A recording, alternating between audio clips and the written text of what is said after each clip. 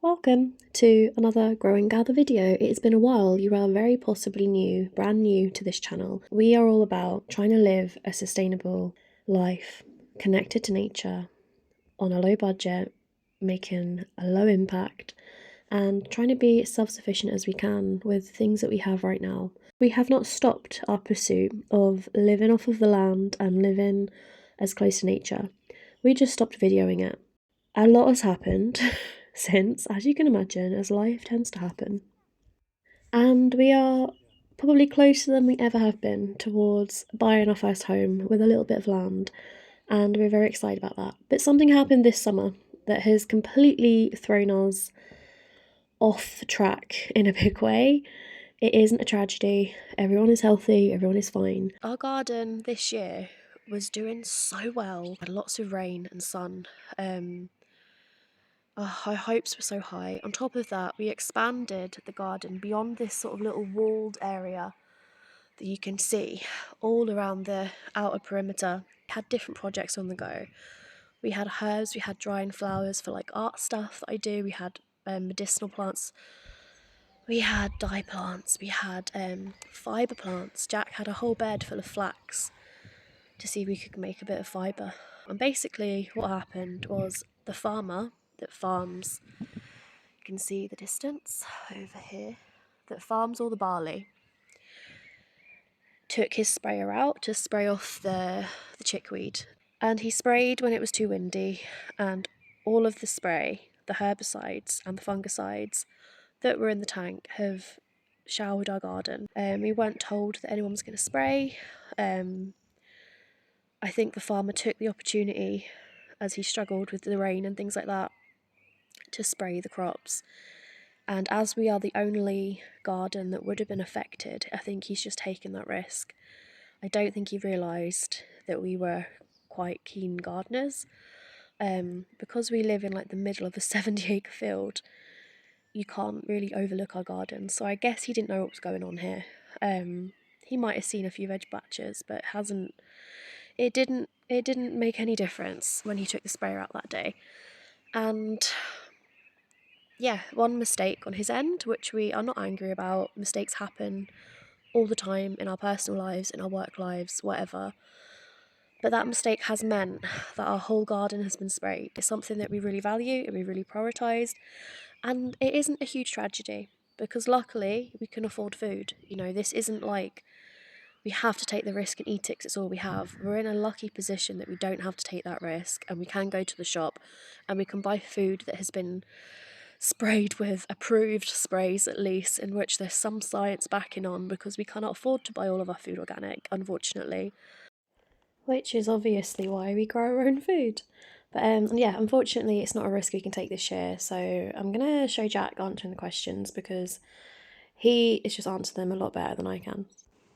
What was it exactly that was used in the spray tank? So our garden was hit by pesticide drift. It was an agricultural tank mix, so it had quite a few different chemicals in it.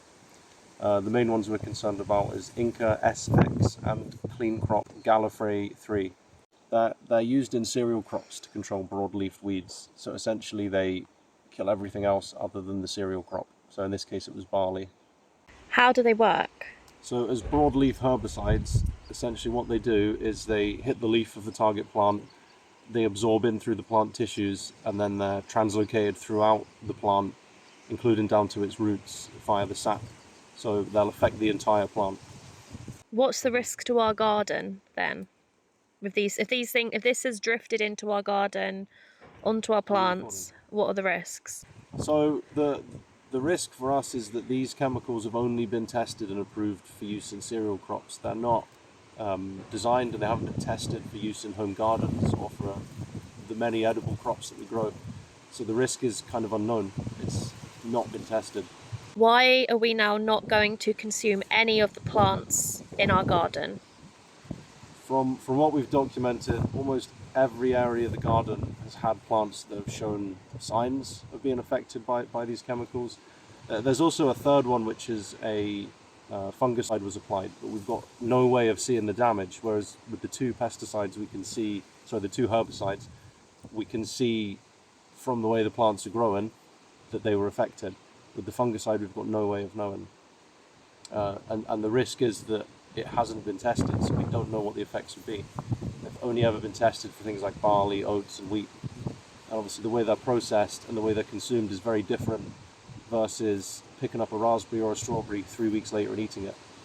There's also the fact that the chemical will affect the way the plants grow. So some plants may regrow, they might look perfectly healthy, but then when it comes time to set fruit or flowers, they'll abort those, or they've been changed on a cellular level, and it's just a very unknown kind of field in regards to the plants we're growing. The most obvious symptoms are like curling stems, new growth looking really, really sickly and pale, just very unusual growth patterns, flowers coming out mutated or not at all. There are some quite obvious symptoms to it. Wilting, yellowing of the leaves, we Yeah. found.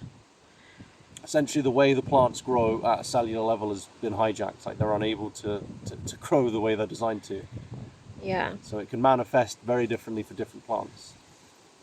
Yeah. And every plant has been hit with a different dose, because it wasn't a continual stream that hit the garden, it was just drifts through gusts of wind.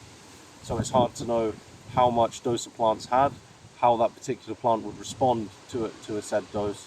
So we're having to apply caution, which is it's safer not to consume any of it.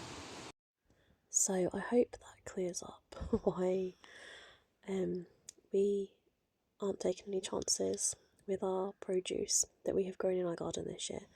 This might seem like a complete over the top reaction to some people. I think a lot of people will relate to it too.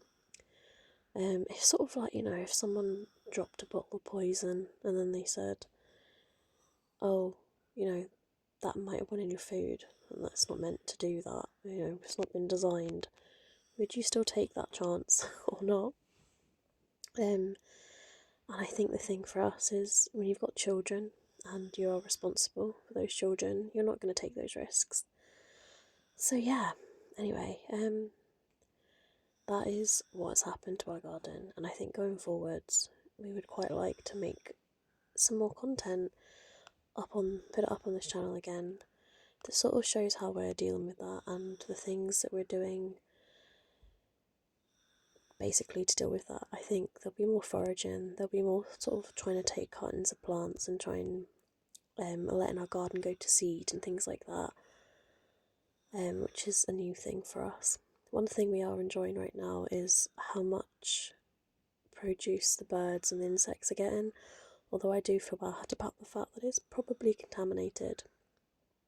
But yeah, my garden has just sort of been given back to nature this year to sort of just do its thing and heal up, and eventually it will recover, as nature often does. But for now, there isn't really a lot we can do other than just enjoy the visual of the garden, enjoy seeing the pigeons and all of the slugs eating the biggest, most delicious strawberries. But yeah, that's about it. So I think if anyone is interested in our process, and we've got a lot of things coming up and a lot of changes happening, and I think really we've gardened for 10 years, and I think it's a funny old thing when you've done it for this long. A lot of things come full circle in a really weird way, and if that resonates with anyone, then follow along for the new videos that we've got coming out, because I'm quite excited about them. See you, bye.